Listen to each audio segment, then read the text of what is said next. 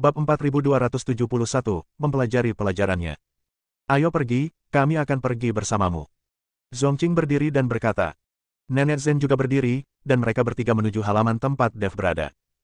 Sekarang Dev ada di dalam kamar, bermain-main dengan Bai Qian dan Huo Feng. Setelah beberapa hari, begitu Dev kembali, Bai Qian dan Huo Feng menariknya ke kamar. Dev tidak berdaya, tapi dia tidak punya pilihan. Dia juga tahu bahwa mereka berdua merasa kasihan padanya. Tuan Dev, kepala keluarga Zen ada di sini dan menunggu Anda di ruang tamu. Ji Yun berjalan ke pintu, mendengarkan suara hangat di dalam ruangan, dan berteriak pelan. Ketika Dev mendengar ini, dia segera berpakaian dan keluar kamar. Bagaimanapun, ini adalah keluarga Zen, dan Dev hanya tinggal bersama orang lain. Sekarang Zen Yuandao ada di sini secara langsung, tentu saja Dev ingin bertemu dengannya. Mengikuti Ji Yun ke ruang tamu, dia melihat Zen Yuandao, Nenek Zen dan Zongqing ada di sana, jadi dia buru-buru berkata, Tuan Zen, mengapa kamu ingin bertemu dengan saya? Rekan Daois Dev memang masih muda. Dia baru saja kembali dan tidak beristirahat. Kata Zen Yuandao sambil tersenyum tipis. Nenek Zen dan Zongqing juga tertawa. Bagaimanapun, dengan kemampuan mereka dapat mendengar suara di dalam ruangan hanya dengan sedikit perhatian. Dev sedikit malu dan berkata, Hei, tidak ada yang bisa kami lakukan, ini hanya masalah rutinitas. Rekan Daois Dev, dinasti Xiao mengirim seseorang untuk mencarimu 2 hari yang lalu. Karena kamu tidak ada di sini, kamu tinggal di rumah. Kata Zen Yuandao. Orang-orang dari dinasti Xiao mencariku. Mungkinkah kondisi Pangeran Xiao sudah kambuh? Dev sedikit terkejut dan berkata. Itu tidak benar. Dinasti Xiao telah membesarkan sejumlah besar makhluk roh. Hanya saja beberapa makhluk roh baru-baru ini sakit, dan kondisi mereka serius. Saya hanya ingin meminta rekan Daois Dev untuk datang dan membantu. Kata Zen Yuandao. Oh, itu saja. Aku akan pergi ke dinasti Xiao. Aku masih belum memberikan tulang abadi yang dijanjikan Xiao Huang kepadaku. Dev sebenarnya berencana pergi ke dinasti Xiao untuk mendapatkan tulang abadi. Dia ingin melihat apakah tulang abadi itu adalah tulang Raja Iblis Qiyun. Kalau begitu, aku akan mengajak rekan Daois Dev menemui orang-orang dari dinasti Xiao. Zen Yuandao berdiri dan kemudian melanjutkan, rekan Daois Dev, dinasti Xiao hanya mengundang Anda. Saya ingin tahu apakah Anda dapat membawa kami bersama Anda. Kami juga ingin belajar dari Daois Dev. Tentu saja, aku hanya tidak tahu apa maksud orang-orang dari dinasti Xiao, tapi aku akan memberitahu mereka. Dev mengangguk. Zen Yuan berkata tidak apa-apa bagi mereka untuk mengikutinya. Bagaimanapun, Dev adalah orang baru di dinasti Xiao. Jika terjadi sesuatu, dia masih bisa mengikuti Zen Yuan dan meminta nasihat mereka. Melihat Dev setuju, Zen Yuandao sangat senang, dan kemudian mengajak Dev menemui orang-orang dinasti Xiao. Xiao Yuanshan mengirim seorang pria parubaya, penguasa alam Mahayana. Perdana Menteri Yu, inilah Dev yang Anda cari. Setelah Zen Yuandao membawa Dev kemari, dia segera berkata dengan hormat kepada pria parubaya itu. Melihat hal ini, pria parubaya itu buru-buru memberi hormat kepada Dev dan berkata, Halo Tuan Dev, saya Yu Wenqiang, Perdana Menteri Dinasti Xiao. Saya datang ke sini khusus untuk mengundang Tuan Dev atas nama Kaisar Xiao. Dev melirik ke arah Yu Wenqiang. Meskipun dia masih muda, dia telah mencapai alam Mahayana tingkat kedua. Perdana Menteri Yu, bolehkah saya membawa serta kepala keluarga Zen dan yang lainnya? Dev bertanya. Tentu saja, selama Tuan Dev pergi, tidak peduli berapa banyak orang yang datang. Kata Yu Wenqiang. Baiklah, izinkan aku mengucapkan selamat tinggal, lalu kita berangkat. Dev mengangguk, lalu pergi memberitahu Huo Feng dan Bai Qian bahwa mereka akan pergi. Dia tidak bisa pergi diam-diam sendirian. Diperkirakan ketika dia kembali, mereka berdua akan marah lagi. Mereka menghukumnya, dan Dev tidak tahan. Dev benar-benar memahami kekuatan kedua wanita ini. Bab 4272, sangat mengejutkan. Setelah mengucapkan selamat tinggal, Dev mengikuti Zen Yuandao dan yang lainnya, dan mengikuti Yu Wenqiang ke dinasti Xiao. Dev dan yang lainnya sedang duduk di dalam mobil, sementara di luar ada 8 makhluk spiritual yang menarik mobil ke depan. Kedelapan binatang spiritual ini semuanya memiliki sayap yang besar, tetapi tubuh mereka terlihat seperti harimau, sehingga mereka disebut binatang harimau terbang. Perdana Menteri Yu, apakah dinasti Xiao Anda memelihara banyak makhluk spiritual? Dev bertanya. Anda harus tahu bahwa membesarkan makhluk roh itu sangat merepotkan dan mahal. Banyak orang bahkan tidak bisa mendapatkan sumber daya untuk budidaya mereka sendiri, apalagi sumber daya untuk dikonsumsi oleh makhluk roh. Oleh karena itu, banyak orang tidak mengetahui cara menjinakkan makhluk roh. Bahkan di sekte yang relatif besar, tidak banyak yang menjinakkan makhluk roh. Sekarang dinasti Xiao masih memelihara binatang spiritual dan menggunakannya untuk menarik gerobak, yang menunjukkan bahwa dinasti Xiao benar-benar kaya. Dibandingkan dengan dinasti Xiao yang sebesar dinasti Xiao, ada banyak tempat yang membutuhkan makhluk spiritual. Mungkin ada beberapa ribu makhluk spiritual sekarang. Kata Yu Wenqiang. Ribuan kepala. Dev terkejut, dan bahkan Zhen Yuandao dan yang lainnya tampak terkejut. Ribuan makhluk roh menghabiskan banyak uang setiap hari. Kecuali kekuatan tertinggi di surga dan dunia manusia seperti dinasti Xiao, tidak ada yang mampu membesarkan begitu banyak makhluk roh. Tuan Dev, jangan khawatir. Hanya ada beberapa lusin makhluk roh yang sakit, tidak semuanya sakit.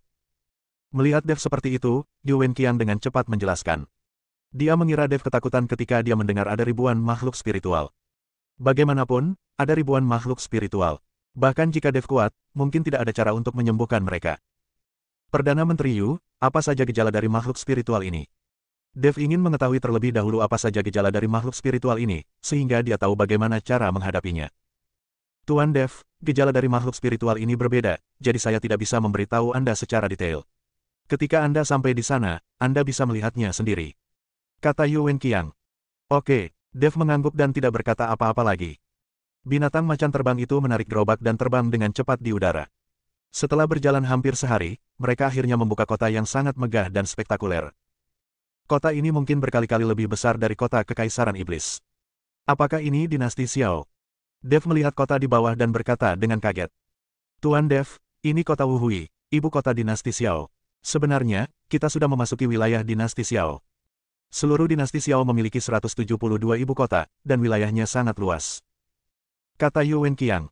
Baru kemudian Dev menyadari bahwa mereka telah lama memasuki dinasti Xiao. Kota besar ini hanyalah ibu kota dinasti Xiao.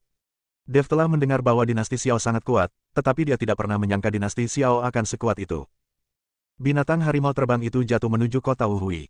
Ketika semakin dekat, Dev menemukan bahwa kota Wuhui yang besar ini memiliki formasi di sekelilingnya.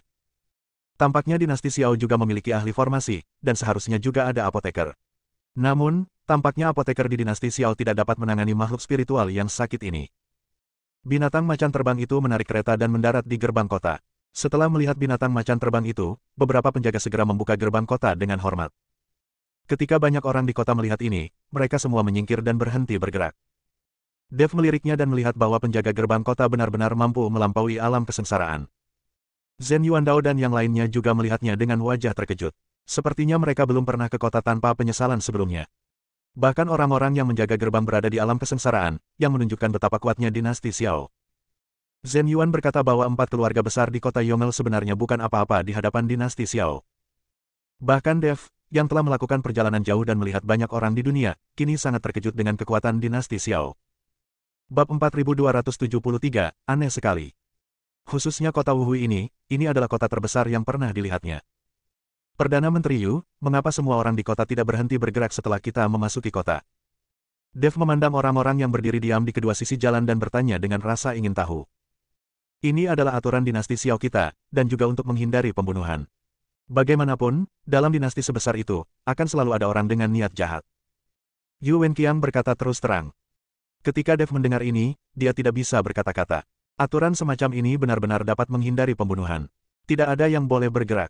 Jika dia bergerak, dia akan dianggap sebagai pembunuh. Dev tahu bahwa hal yang sama sebenarnya terjadi di dunia sekuler. Seringkali ketika pejabat tingkat tinggi bepergian, mereka akan memberlakukan darurat militer terlebih dahulu dan membersihkan masyarakat.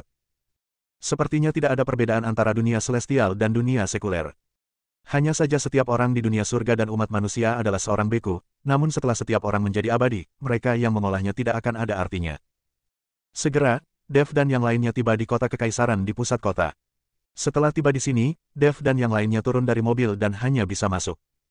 Namun, Xiao Yuanshan dan Xiao Feng serta putranya sudah menunggu di pintu masuk kota kekaisaran. Terlihat bahwa Xiao Yuanshan sangat mementingkan Dev. Tuan Dev, terima kasih atas kerja keras Anda setelah bepergian dan bepergian. Xiao Yuanshan melangkah maju dengan sangat sopan dan menyapa Dev tanpa basa-basi. Xiao Feng membungkuk dalam-dalam ke arah Dev dan berkata, Tuan Dev, anugerah penyelamatan hidup Anda tidak akan terlupakan. Kaisar Xiao, pangeranku, kamu terlalu sopan, aku hanya sedikit membantu. Terlebih lagi, kalian semua dibayar. Ini adalah transaksi, bukan bantuan yang menyelamatkan nyawa. Dev dengan cepat melambaikan tangannya dan berkata. Sikap Xiao Yuanshan yang mengikuti Xiao Feng membuat Dev sedikit tersanjung. Zhen Yuandao dan yang lainnya merasa iri ketika mereka melihat pemandangan ini. Jika keluarga Zhen mereka dapat menerima rasa hormat seperti itu dari Kaisar Xiao, maka keluarga Zhen akan makmur. Oh, saya hampir lupa. Saya masih memiliki tulang abadi yang belum saya berikan kepada Tuan Dev. Saya akan memerintahkan seseorang untuk mengambilnya sekarang juga. Setelah mendengar kata-kata Dev, Xiao Yuanshan tiba-tiba menamparkan keningnya dan berkata, Kaisar Xiao, bukan itu maksudku. Kamu bisa mengambil tulang abadi itu kapan saja. Ayo kita lihat makhluk spiritual yang sakit itu. Dev tahu bahwa Xiao Yuanshan telah salah paham. Oke, kalau begitu aku akan mengajakmu melihat. Xiao Yuanshan mengangguk dan berkata. Dari awal hingga akhir, Xiao Yuanshan tidak mengucapkan sepatah kata pun kepada keluarga Zhen. Dari sini terlihat bahwa keluarga Zhen benar-benar seperti semut di hadapan dinasti Xiao. Xiao Yuanshan secara pribadi membawa Dev dan yang lainnya ke sisi kota kekaisaran. Ada area luas di sini di mana banyak binatang spiritual dikurung. Tuan Dev, saya tidak tahu apa yang terjadi dengan makhluk spiritual di lingkaran ini. Mereka tiba-tiba menjadi seperti sekarang ini. Coba lihat. Xiao Yuanshan menunjuk ke salah satu halaman yang dibangun menggunakan metode formasi dan berkata. Dev melihat dan menemukan bahwa ada lusinan makhluk roh di sini, tetapi makhluk roh ini terlihat sedikit lamban, dan beberapa makhluk roh kehilangan semua indranya, dan beberapa mengaum dan mata mereka merah. Gejala makhluk spiritual ini sebenarnya berbeda, yang membuat Dev merasa sedikit aneh. Apakah ada masalah dengan makhluk roh lainnya? Dev bertanya.